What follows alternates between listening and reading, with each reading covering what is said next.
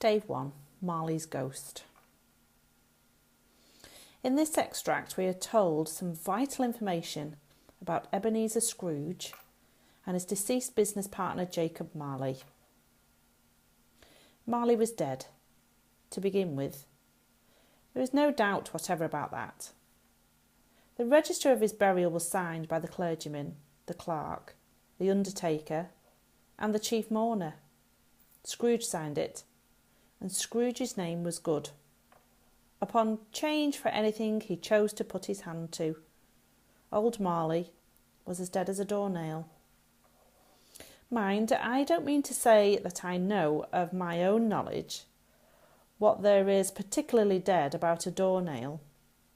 I might have been inclined myself to regard a coffin nail as the deadest piece of ironmongery in the trade, but the wisdom of our ancestors is in the simile, and my unhallowed hands shall not disturb it, or the country's done for. You will therefore permit me to repeat emphatically that Marley was as dead as a doornail. Scrooge knew he was dead. Of course he did. How could it be otherwise? Scrooge and he were partners for I don't know how many years. Scrooge was his sole executor, his sole administrator, his sole assign, his sole residuary legatee, his sole friend and sole mourner. And even Scrooge was not so dreadfully cut up by the sad event, but that he was an excellent man of business on the very day of the funeral and solemnised it with an undoubted bargain. The mention of Marley's funeral brings me back to the point I started from. There is no doubt that Marley was dead. This must be distinctly understood, or nothing wonderful can come of the story I am going to relate.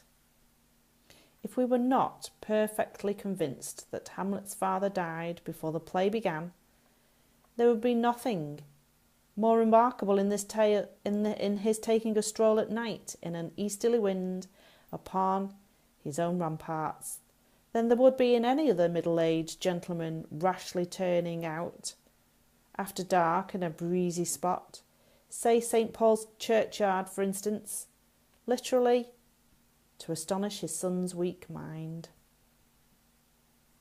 Scrooge never painted out old Marley's name. There it stood, years afterwards, above the warehouse door, Scrooge and Marley. The firm was known as Scrooge and Marley. Sometimes people new to the business called Scrooge, and sometimes Marley, but he answered to both names. It was all the same to him.